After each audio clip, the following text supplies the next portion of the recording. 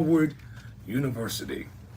I don't think a lot of people understand the significance of Howard University and how many great leaders and business leaders they have turned out, intellectual scholars, sociologists, psychologists, etc. Because that was and it still is the creme de la creme of universities in terms of HBCUs. So what year did you attend Howard? One more time. What year did you attend Howard University? Let me take this off. Well, when you say what year, I had to say one more time. It was a long time ago. So, What was your major? I was a business major. Believe it or not, I actually majored in insurance. And that was because an outstanding man named Colonel Maurice Williams recruited me to the school. Right. And, my family didn't have money to pay for college. And he said that insurance companies had endowed the school for insurance scholarships and that I would be an ideal fit. So I changed my idea from being an accounting major to being an insurance major. When you were growing up, what were your thought pattern? What was your thought pattern like? What did you desire to I become? always wanted to be an entrepreneur. I think it was just in our family line, in our blood. And I kept thinking about it, and I just wanted to be successful in business in some way. And so I just pursued Howard University from high school, and it's been a wonderful thing. I think the greatest part of the pursuit of Howard University was just the idea that you could be. Did you have a yearning to want to succeed within you? Because most individuals I have found, and from studying the lives of the great entrepreneurs, like the late John H. Johnson, the founder of Ebony and Jet magazines, aka Johnson Publishing Company, he always had a yearning to a young lad who came from Arkansas to the big city. He had a yearning to want to have a black publishing company. Right. His book, Succeeding Against the Odds, was something that I really followed a lot because coming from Howard University, what you learn more than anything else as a student is that you're okay as you are. And you learn skills that are appropriate for the business world. But then with reading his book shortly afterwards, it really gets down to getting to the top. And if you want to be successful at anything, you have to go to the top. You have to go to the top of other organizations. You have to aspire to be at the top. You have to learn to be able to talk to people wherever they are, no matter their station in life. And I think that's the main thing I got from somebody like John Johnson. Well, I have a copy of the book in my office. Mm-hmm. I use it as a foundational structure within my mind to stay focused on becoming a pioneer and entrepreneur in radio and eventually television. Right.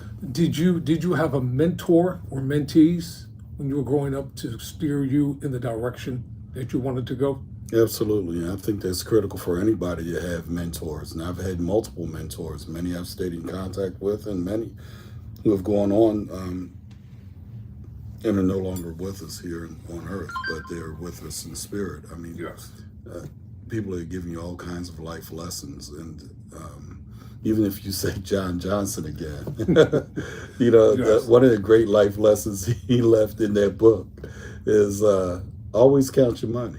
Always. Don't rely on anybody else to count your money. And sign your own checks. And sign your own checks. That's the same as counting your money.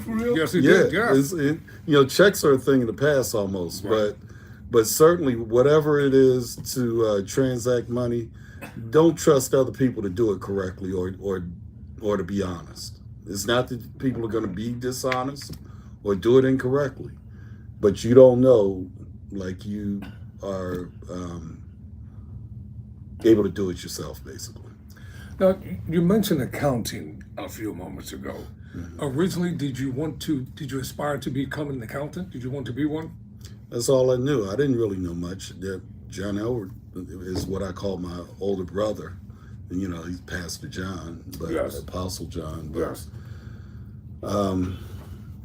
I think he could testify that I came fresh off a turnip truck. right? You know, Off of what? off a Off the, turnip off truck. the turnip truck. Yeah, which means we were semi-farm, semi-city people dwellers, and so there was a lot I did not know. Uh, but with that said, we had to learn. Where do you originate from? Both South Jersey and Philadelphia. So you mentioned Girard College. The reason I was deposited at that school, which is a school for fatherless, motherless boys, from first grade through 12th grade in Philadelphia, founded by a man named Stephen Girard. My mother deposited me and my younger brother there as part of the first wave of integration at that school. As a result of activists, Activists in Philadelphia, the late noted opening up. famed attorney and activist Cecil B. Moore. That's right. And so many others. That's right. Because they had to get the trust broken. That's right. In order to have admittance for young black. So we like to say that I was on the leading edge, certainly the bleeding edge even, of integrating the school. And I served on the board of managers there as well. But when you're new to things, you don't really know how to do things. You're just trying to figure it out. And what Girard enabled me to do was learn enough where I could begin to unravel the fabric of learning in such a way that I could build some skill sets in a way that I was more acceptable to the workplace than maybe I otherwise would have been. Of course, I understand. What is one of the greatest lessons that you learned while there? While at Girard College? Yes. Do your work. Really, do your work. There's a lot of things that go on in an orphanage. Mostly positive, some negative. But if you stay focused and you grow up and you get stronger as a young man, physically and mentally and every other way a young man ought to be, you find that you start carving out a sort of a niche for yourself in life where people begin to respect you. Even if you don't observe it and understand it yourself, you begin to find out that people value you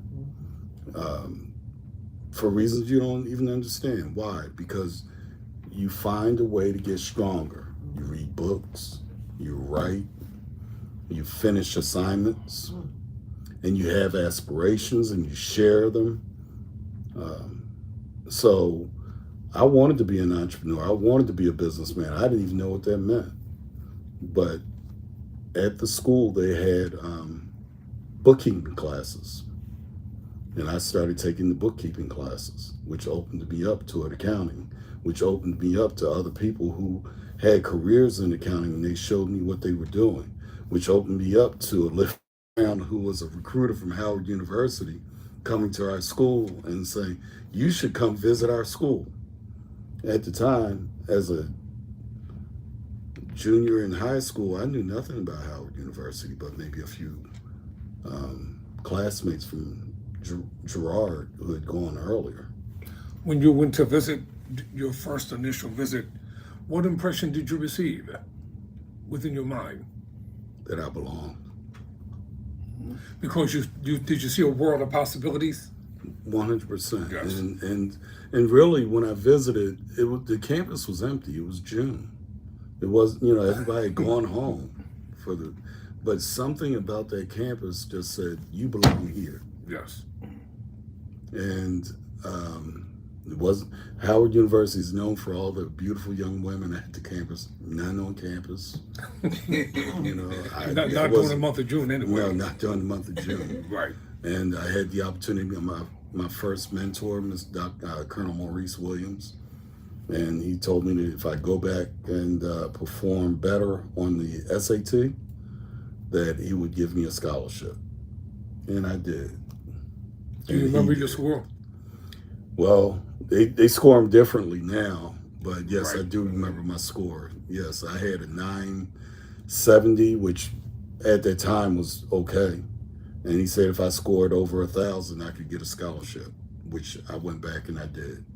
And I was the first person accepted to college in my graduating senior class because of all of that. What was your first semester like?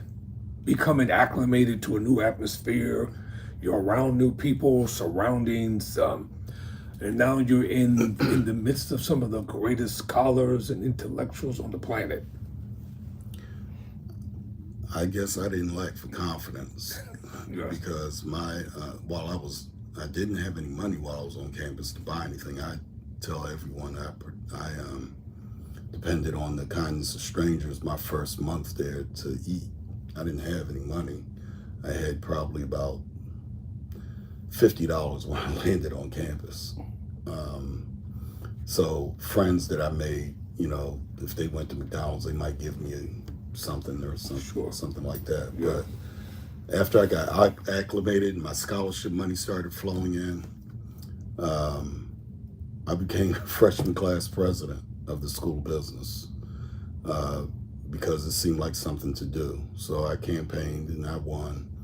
And so my first semester was get my school education together, figure out how to live, and while I was there, just make a lot of friends. And if I can tell anybody anything, whenever you get into any place, whether it's Girard College, Howard University, University of Virginia, if it's just where you work, make friends. Don't depend on them, and don't trust people per se, but make friends because you don't know how it's going to play out. That networking is powerful. And nobody does anything by themselves.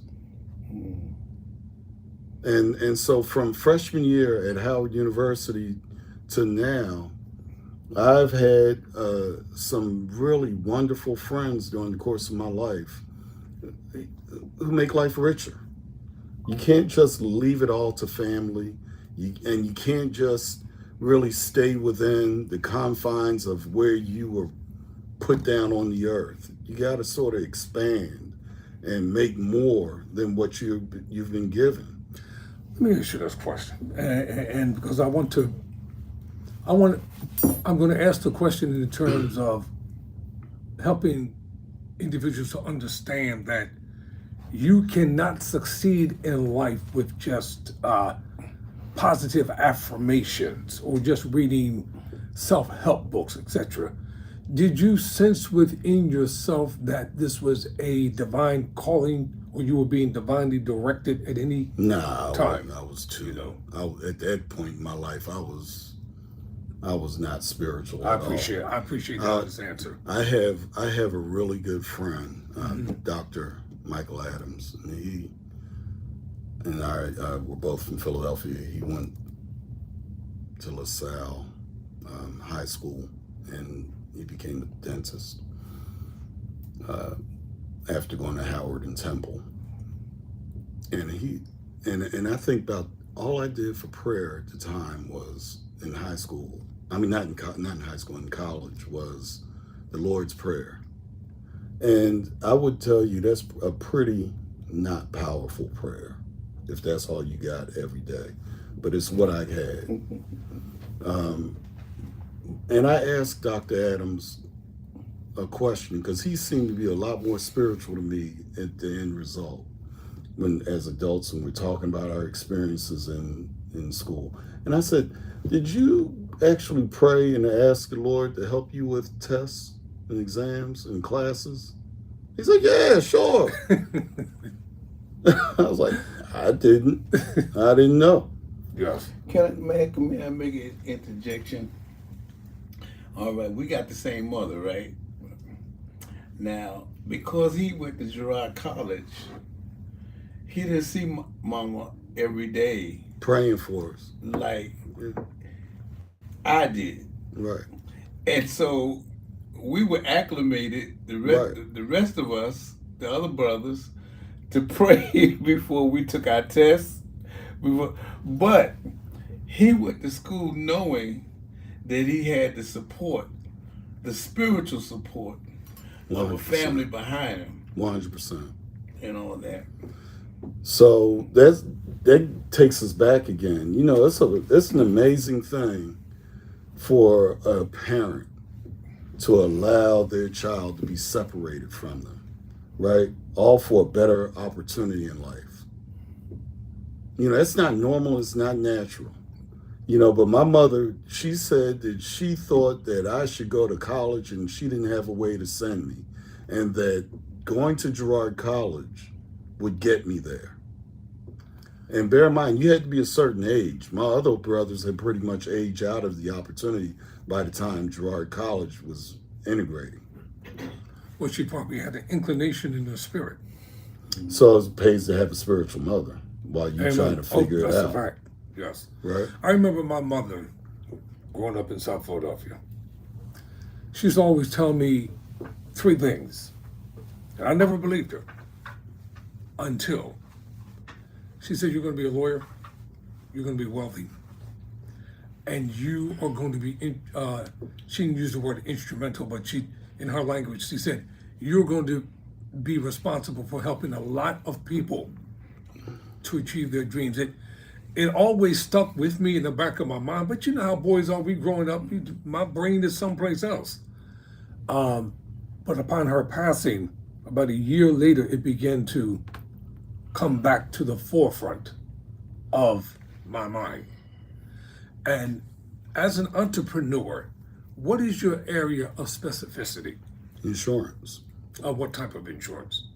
So we work in the supplemental insurance benefits space. What is that?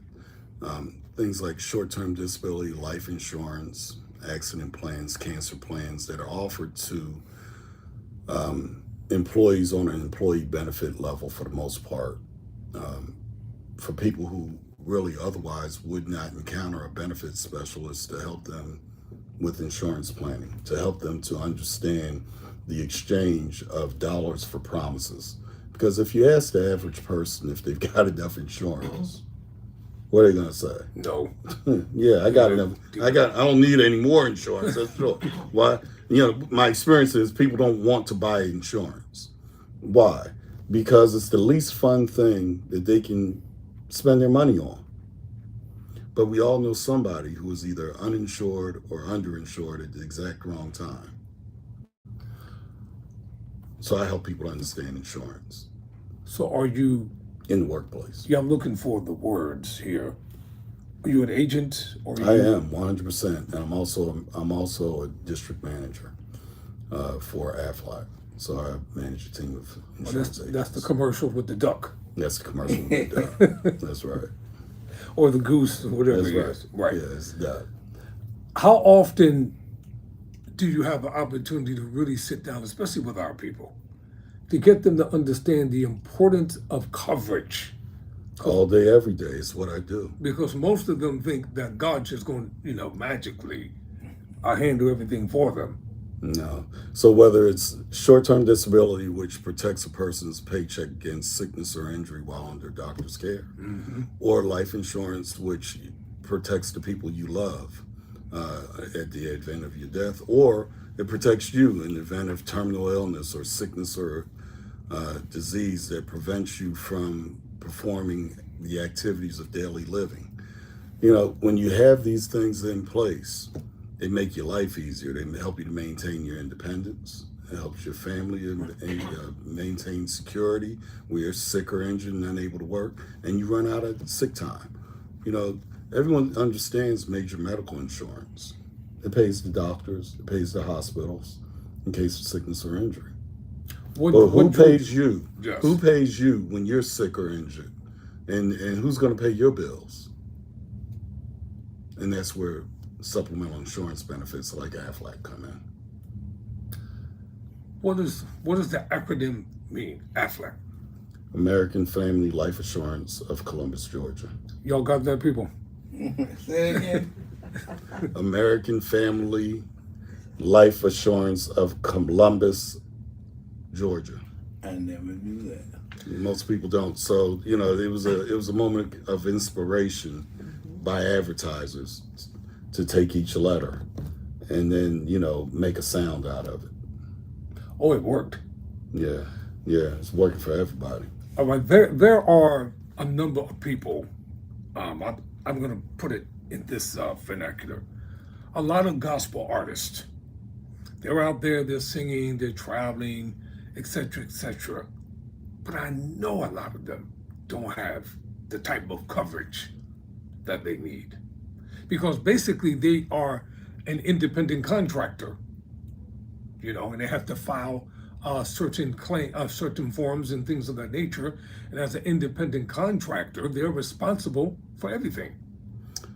So how do you make a person take money from everyday expenses such as housing and food and utilities and groceries and education and so forth and so on, and say, before you get started with all that, take 1 to 2% of your income, maybe 3%, and put it in with insurance products, because you're not saving for calamities. You're not saving for, the end of life when you might pass.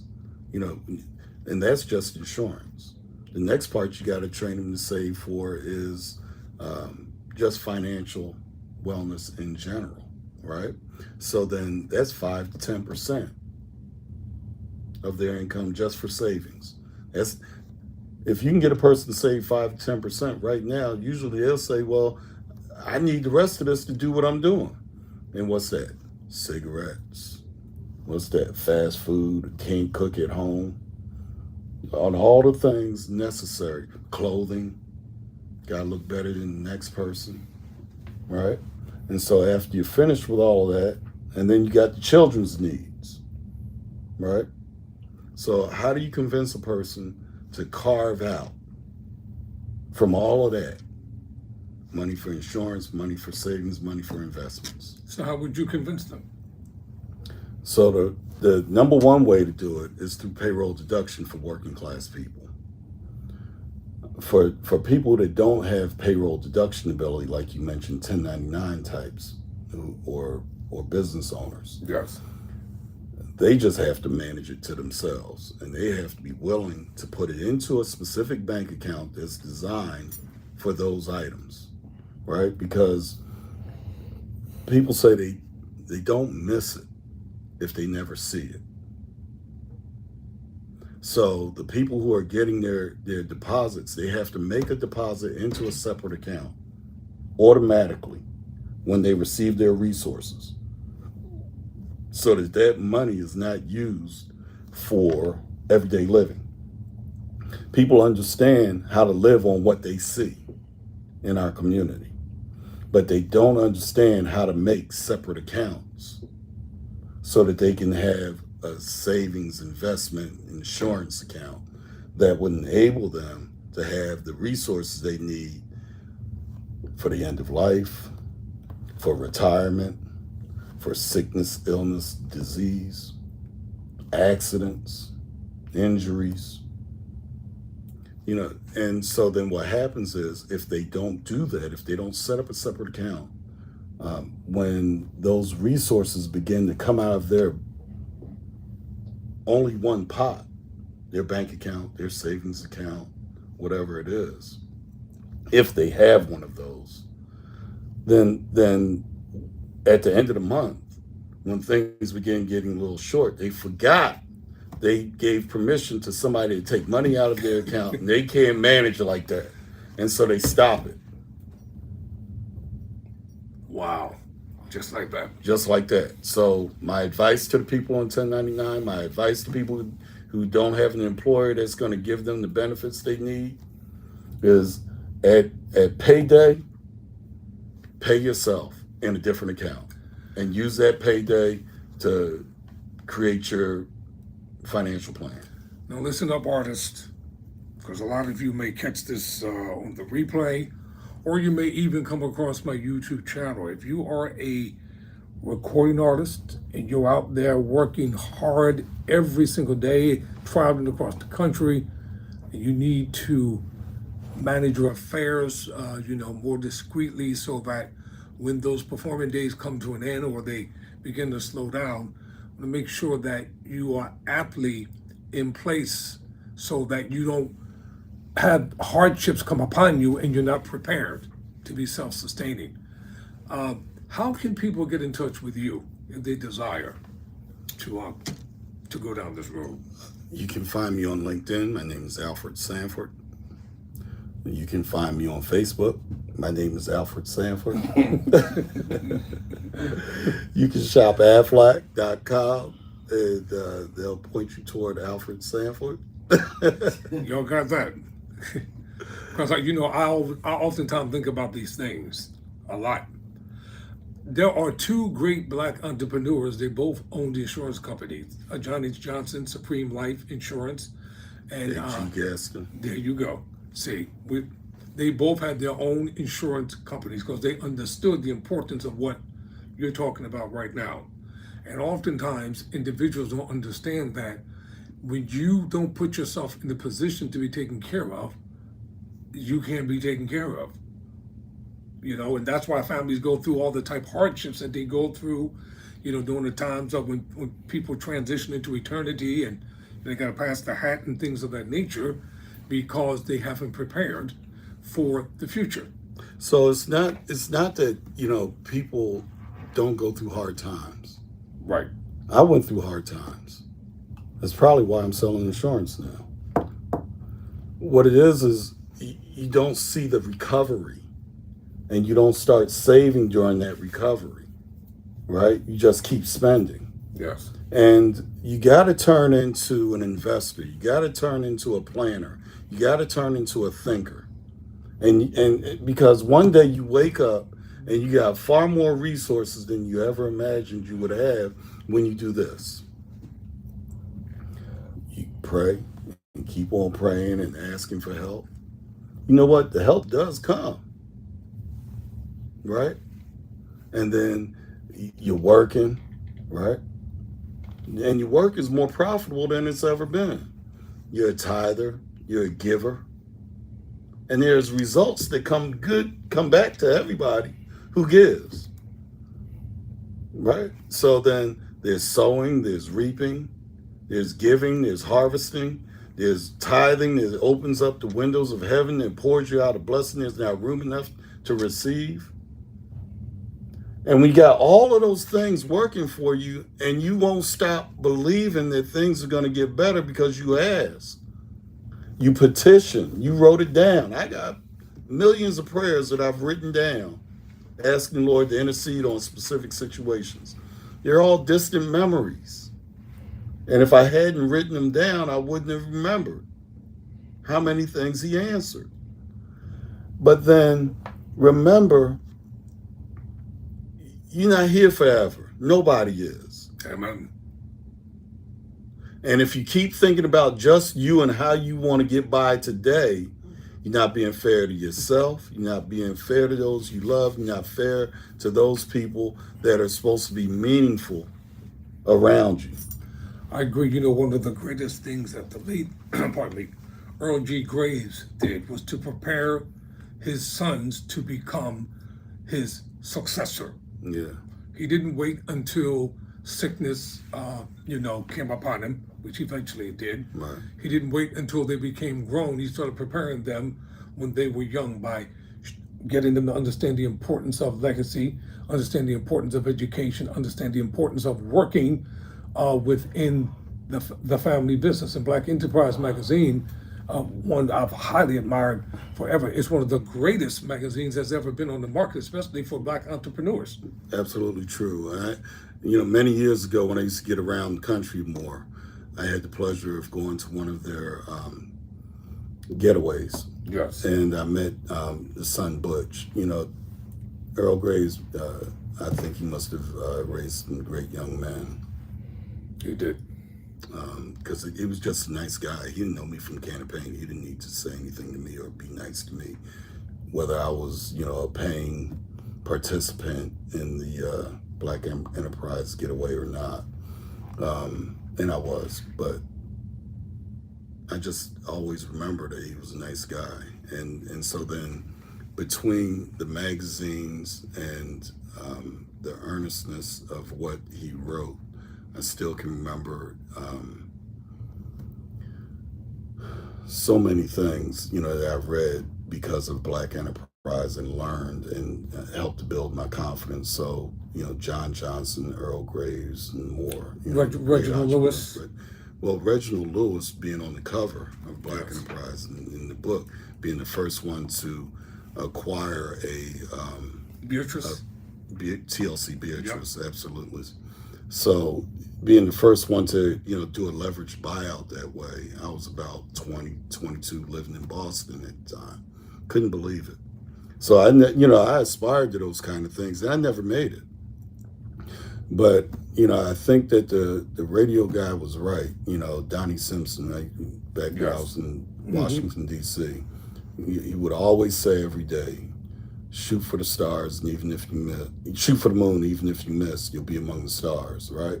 So I tell people now, things didn't necessarily turn out the way I wanted them to, right? With all the education, with all the friends, all the great, wherever I've traveled, all over the country, all internationally, wherever, the great jobs I've had, things didn't turn out the way I would have hoped, right?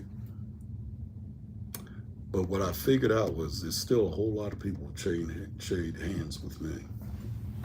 Who I had the pleasure of meeting. I met the former barber / hairdresser for the late Nat King Cole. Yeah. He ended up becoming an insurance salesman. Right. And I asked him, I said, how did you end up becoming an insurance salesman? He said, I knew it wasn't going to last forever. Right. And he said, and when it ended, he said it ended abruptly. Right. And he said, I had to do something else, and I had to do something else quick. Right. That's right. And so then I was an insurance major, so I knew something about the business, but I had left the industry. Remember I told you have to meet people and make friends. So my best friend was Caesar. We were each other's best men in our weddings. And I don't mind telling people, my business, which was leadership, team building, and customer service for federal, state, and local governments, was in a company called Servant Leadership LLC that I had built. I had a business partner named Phil McCall and office manager, and we were in business for 10 years. But it came a point where it just wasn't working anymore, and we dissolved the business. And I needed something else to do. My friend Caesar said, you should come down with me where I am. And that's some kind of interview, isn't it? You should come on down there with me. Now, he and I had worked at several companies together, New England Life, with Cigna, and so we knew each other. We were roommates. And when I was looking for something to do, I wasn't looking to sell insurance. But I took the first thing that came my way. And here I am, more than a decade later. Very happy doing the work. Is it rewarding for you? Like I said, there's a whole lot of people who trade hands with me. Say no more. Right. Listen, what's understood need not be said. Can I get a witness? Right. A lot of people ask me about radio, and this is what I tell them. All I remember growing up, I had four brothers. They were more athletic than me, bigger than me, stronger than me, but they didn't have the gift to gab. Right. They had the athletic ability, Right. but they couldn't talk. Right. But I could. Right. So back then, we didn't have too many activities. We had to use our imagination, wall ball, and all that type of thing. So whatever they did, I used to be an analyst, a street analyst, commentator. Right. I don't care what it was, Chinese, jacks, hopscotch, wall ball, street football. I would talk about it. They were like, what is wrong with him? And then one day I got this bright idea. It was during the summertime. I'll never forget it. It was hot. Back then the days were longer. A construction crew left some boards and stuff behind. I took the boards and got 6 milk crates, put the board across it, and I started imitating Georgie Woods. The guy with the goods. Yeah, come on now. He was the man. Not knowing one day I'll actually meet him. And I took a piece of wood and turned it into a microphone. But after a while, the old folk, after working hard all day and sweating, they come out at night. They be like, Lawrence, that boy gonna come outside and do that talk that stuff the way he talked that stuff. That became their form of entertainment. That's right. And that led me to a place called the American Academy of broadcasting. That's right. Founded by a well-known DJ back then, John Wade. That's right. For 2 years, he taught us comprehensive broadcasting and engineering. And then somebody introduced me to Georgie Woods, who became my mentor. Right. I'll tell you the real story off the air. I can't say it, Right. but I'll tell you off the air. But he ended up becoming my mentor. And, by the grace of God, now I'm on the fast track to becoming a criminal defense attorney. Very nice. So I'm always fascinated and talking to us, because we must have a medium. We have to have an outlet. We got to have a platform so that this generation will have someone to look up to in terms of a mentor, even if they don't meet them personally. That's why your story is so fascinating to me. Well, thank you. But you said something that I think is critical for everybody to understand, whether it's me, you, my brother, Yes. anyone. There's a old saying, sharpening the saw or the sword, however you look Yes. at it. That's the one. You have a certain ability. Everyone has a certain ability and gift.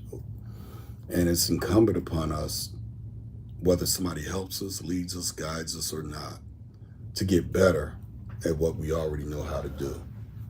Even if even if it's just the things that come naturally to you.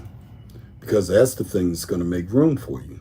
That's the thing that's going to give you opportunity. And that's the thing that a lot of people don't want you to know about you. And they got you distracted with things that don't matter, whether it's relationships, whether it's, things, whether Life. it's life, whatever it is. You always got to find time. And you always got to keep learning. Because even recently, I found some piece of information said, just do 90 minutes of deep work. Read for an hour. Make written goals. Yes. And out of your top 10 written goals, pull out the number one item out of the top 10. That if you do the number one thing out of the top 10 things that you write down, and then you make a list of activities around that one thing, just focus on those activities by themselves, which you did naturally when you figured out, I like talking, let me make myself more of a professional talker. Yes. Right? On your own. You got to find a way. It's like basketball players that say, hey, look, if you really want to make it, you got to figure it out on your own. Nobody's coming to tell you how to do it, unless you're just in the environment where they are doing it.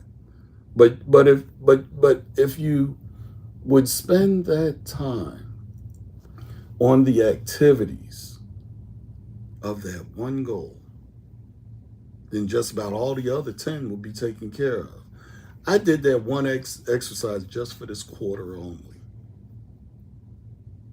because the quarter was the year wasn't going like I wanted it to. I wonder why. And but the man said, grind on this one goal out of 10. I will tell you that from September to December, the results were amazing. If I can leave anybody with anything, write down your top 10 goals. Remove from that list the number one most important item. Take a separate sheet of paper, write that one item at the top of your list, and create a list of activities that will help you to achieve that one activity, that one goal. You know what? I like what you're talking about, because one of the greatest books I've ever read next to the Bible is Think and Grow Rich. And Think and Grow Rich is a definitive outline on how to achieve success. But they got to put in the work. Right. And so I also read Think and Grow Rich, A Black Choice. Yes, too. Yes. And so I like that version as well. Yes, that, and I'm blanking out on the author's name, but I read it in the 80s and 90s, and it's a difference maker, because you got to keep finding ways to rebuild your confidence, rebuild your thinking, rebuild your understanding for what value creation is. Because in order for people to part with their resources on your behalf, you got to be bringing them something of value. And you got to know how to talk to them about it. And you got to know how to put it down on paper. Everything's not going to be easy. But we saw our father create value for people, and our mother create value for people. My father cleared off the land in South Jersey by hand. He was cutting the trees. We saw him do that. And so he was not a man with an education, but he had 5 boys to feed and a wife, and as far as I know, all wives like to spend money. and so then there was a precursor to General Electric, the company, the corporation General Electric that was here in Camden, called RCA. It was a big time company at the time. And my parents were working there. They laid off our father. And he didn't have a job. But we saw him farm that land himself and put all those groceries into bushel baskets in the back of his blue truck. And he would drive to Philadelphia, and he'd come back with enough money and resources to keep our house running. And we'd all sit there counting the money. He made room for himself. Hold that thought for one moment. I'm going to have to, ladies and gentlemen, I'm going to have to end the radio portion of this conversation, but it will continue on my YouTube channel at Tyrone Bowman Live. So if you want to find out exactly how this program is going to end, go to YouTube, type in Tyrone Bowman Live, and you will connect with us. So I'm going to take a quick break and end the radio portion, and we're going to be right back.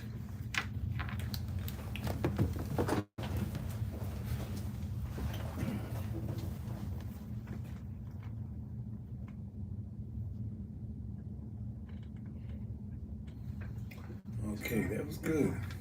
That's pretty good. Huh? No. That was good, Alford. As long as you satisfied. You did good. You did good. As long as you satisfied. Oh, we still on the air though. We still live on the YouTube channel.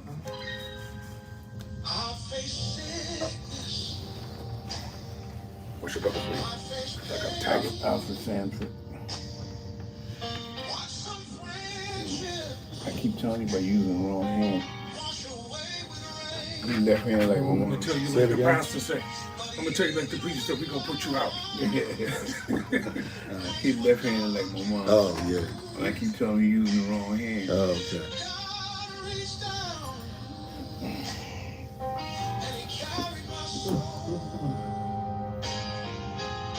What some of them comments say? I don't know. I can't read too small.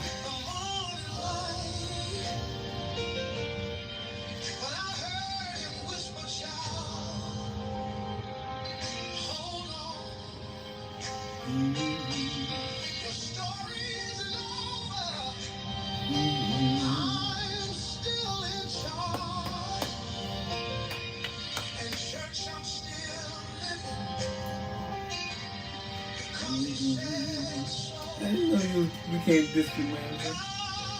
When? Yeah, about almost 3 years, 2.5 years. I didn't know that. You've just been listening to Gospel Legacies over WTMR 800 AM. Camden, Philadelphia, a Beasley Media Group station. My guest this He evening became more has open been season. entrepreneur, scholar. No, I took his position. Caesar's no longer with us, right? Sanford. So I took his position. When he died? Camden, Shortly Philadelphia. after. If you'd like to see the continuation of the interview, go to my YouTube channel at Tyrone Bowman Live, and we'll be continuing the conversation there. And as always, ladies and gentlemen, if it's the divine will of God and by his divine will only, we'll be back next Monday evening with Gospel Legacies off of WGMR 800 AM, Camden, Philadelphia.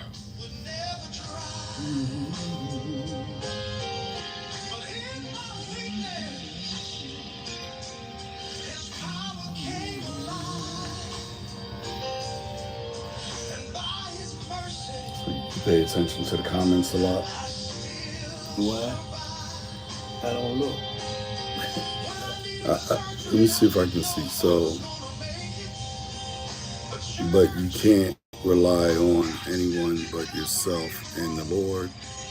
Do you take questions? Trust in the sinless blood of Jesus Christ. They can hear you, Oh no, I didn't. That's lying. But you can talk to him. You still want to? You can talk to him. I'll wait.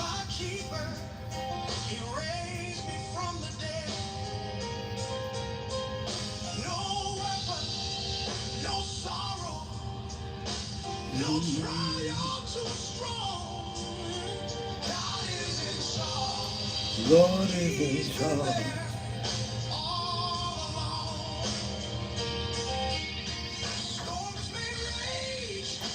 This is the first night that I didn't have any I think I had 3 viewers. This is the first time but they come during the week though. A lot of people don't want to know Yeah. I had this online for you. Oh, A lot of people I got a couple comments. you know, who don't do this.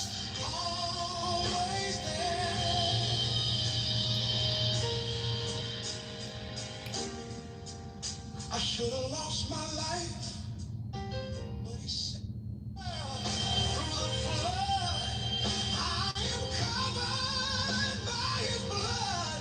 God is in charge forever. He will reign. Glory to his name. He's in charge. He's in charge over my sickness, over my pain, over my surgery. He gave me life again. When this whole world tried to take me out, God said not so. You shall live. He's in charge.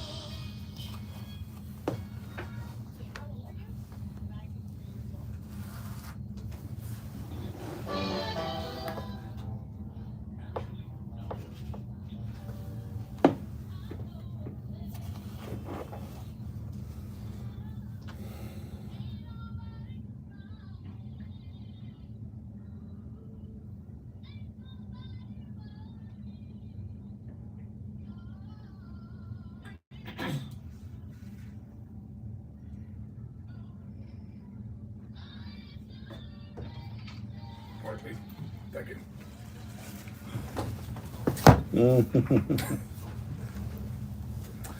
All right, ladies and gentlemen, Tyrone Bowman live. It's my pleasure and honor. You can take those off. And sit down and converse with Mr. Alford Sanford on tonight. One of the better interesting people that I've had a chance to talk to this year.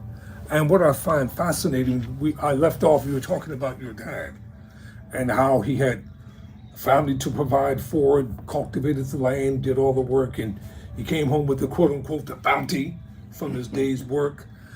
Did that kind of like show you what being well, whether they called it that or not, being self-sufficient was like?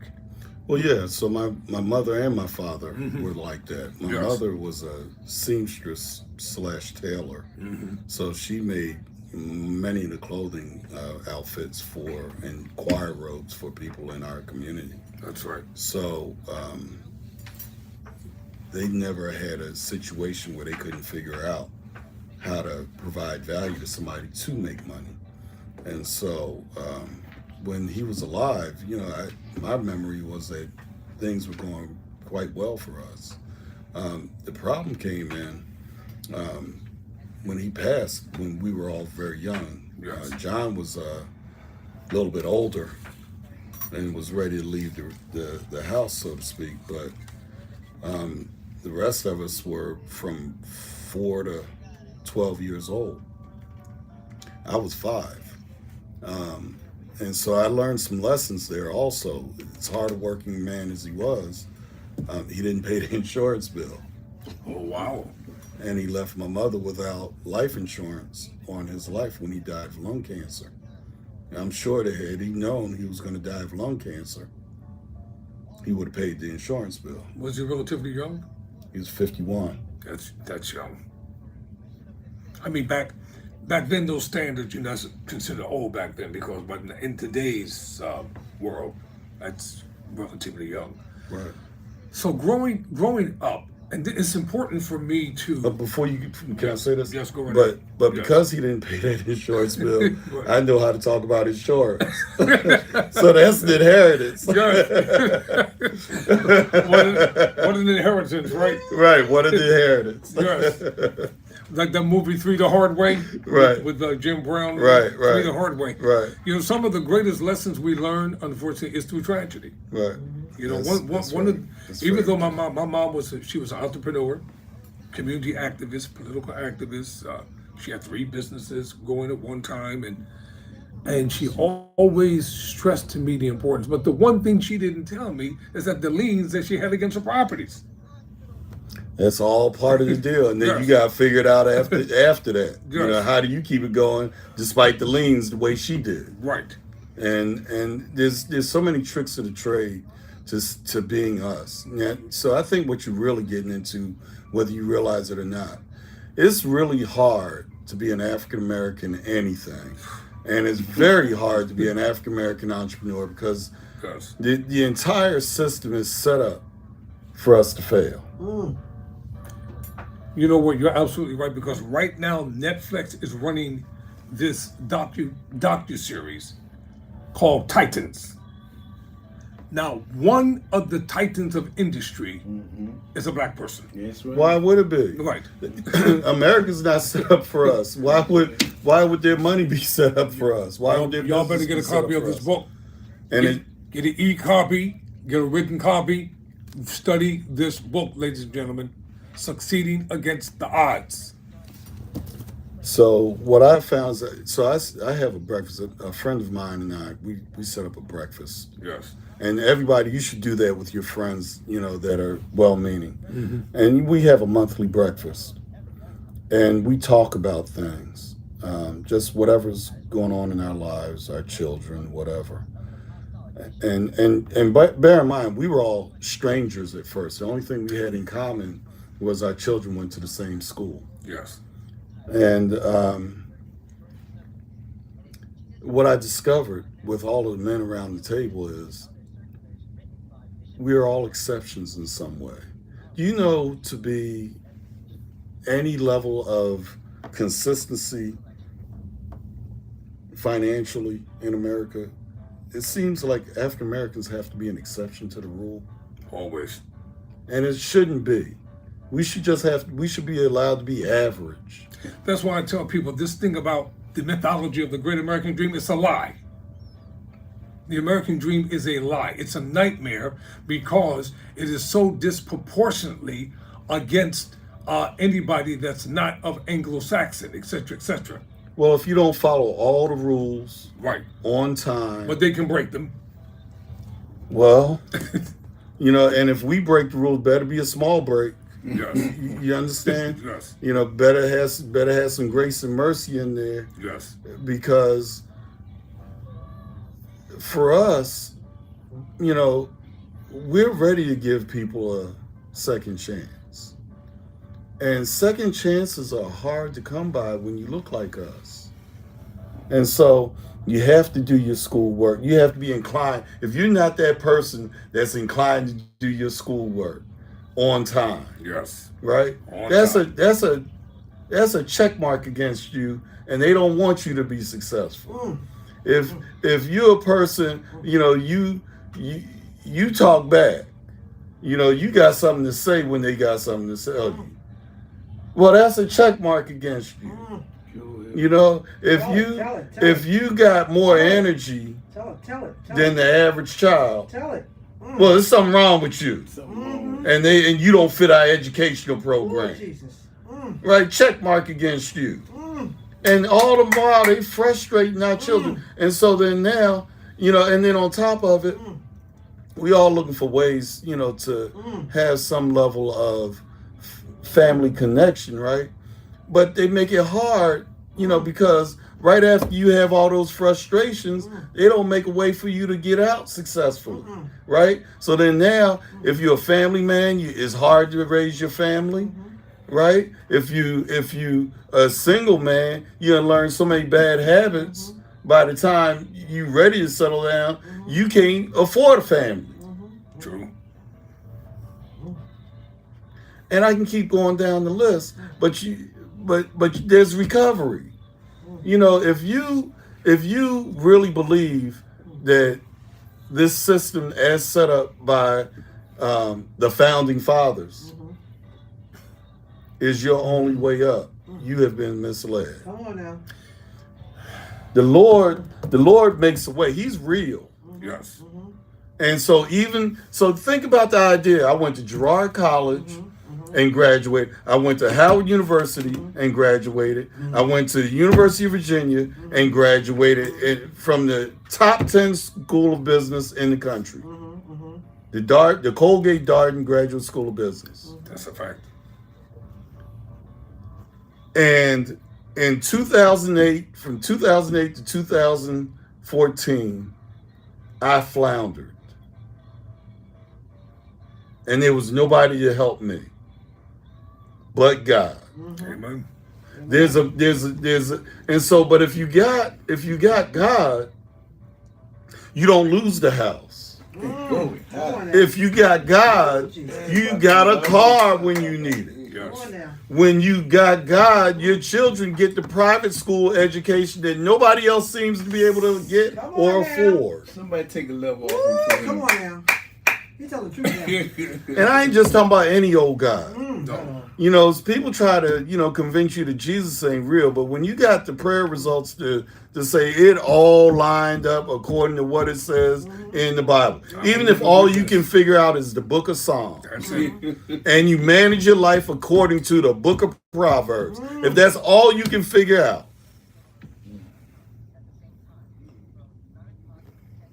he said he's a very present help in time of trouble. And that's true. And if you don't know that one truth, how can you sow the seed where all the other proverbs hang? Seed time and harvest. It's real. It's very real. You reap what you sow. If you don't figure out, just sow good things. If that's the facts, then just sow good things. Just good things gonna come back to you. That's all you gotta know. Do that.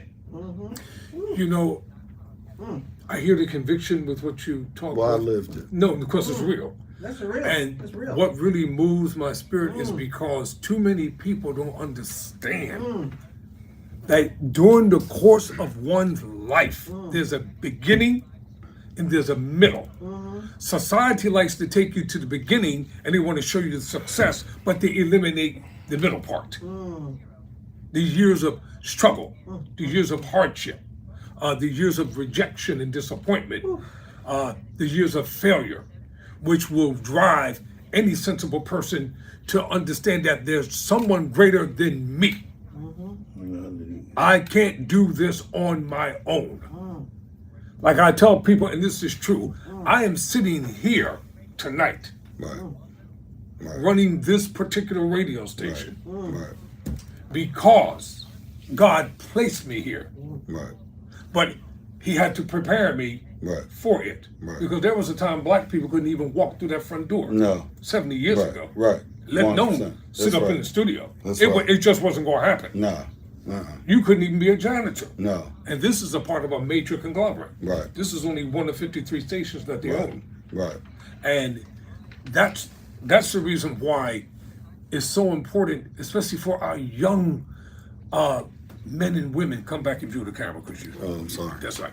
It's so important for our young men and women, especially those who are doing the right thing. Oftentimes, the media, it just projects and projects, but it doesn't show them. It doesn't focus on the hundreds of thousands and even millions of young men, black men and women that are doing the right thing, striving to succeed by the book. And they keep moving the goalpost. Like an example, no matter how many touchdowns Jalen Hurts performs, he still ain't good enough. Move the goalpost. He won Saturday's game. Still not good enough. He brought a Super Bowl to the city of Philadelphia. Still not good enough. But on the other hand, Tom Brady, et cetera, et cetera. So we got to, somebody like what you were saying, so it's in the ball of the hearts. I agree with you. I concur, because this story is so important to get down, quote unquote, on video. Because I want individuals, when they turn to this channel, because I cover a spectrum, a large scope of different things, but I want them to see at the same time that I converse and I talk with real, living, breathing black entrepreneurs and educators of the greatest minds that are not only talking it, but they're doing it, because you got the goods to back it up. Like the late Reverend Ike made this statement. He said, if all you know is the Lord is my shepherd, he said, if you ever learn that, Yep. just work with it. That one little truth. I shall not want. That's right. Work with that. Work with that. You don't need to know the whole Bible. Just Know work what you with know. that. That's and right. Work with that. That which is similar to what I said a I moment agree. ago. I agree. You find the one little piece you can hold on to, and hold on to that. I agree. And so then you said something that pulls my story and your story together. Yes. And it pulls everybody's story together that has been successful in anything. Mm-hmm. Everybody needs somebody to open the door for them. Yes, they do. And in my case, to what I'm doing right now, my friend Caesar opened the door. Yes. You know who opened your door? You opened Yes. the door for the radio station. Yes. But what I've learned is that you can pray for a door opener. Yes, you can. So Don't hear that? so that's what I want to leave with everybody with. If I don't say anything else that's worth anything to the struggling, anybody that's struggling, keep working on getting better. Always figure out something you can do to make yourself better. But in the meantime, pray without ceasing Yes, sir. that God would give you somebody to open the door for you, and that you would have the wisdom to understand that that is the door to walk through. And with that, that is the final word. Ladies and gentlemen, it has been my pleasure. And I want to thank, to my right, as always, I call him the Booker for Gospel Legacies, because Apostle John, he has been so instrumental in getting all of our guests to come in from all walks of life. And we're grateful for that tonight. Thank you, Apostle. Appreciate it. Because no one is doing anything by themselves. This thing about bootstraps, where'd you get the boots from? Where'd you get the straps from? Who put the heels on the boots? And where'd the leather come from? So it has been my honor and it has been my privilege to converse with and talk with Mr. Alford Sanford tonight, entrepreneur, businessman, insurance agent, and scholar. So you never know who is going to be stopping by Gospel Legacies or Tyrone Bowman Live. Until next time, thank you for coming. Thank you. It's been a Thank you joy. for having me. Never surrender. Never quit. Never surrender. Get a Never copy quit. of the book, Succeeding Against the Odds, John H. Johnson. Peace.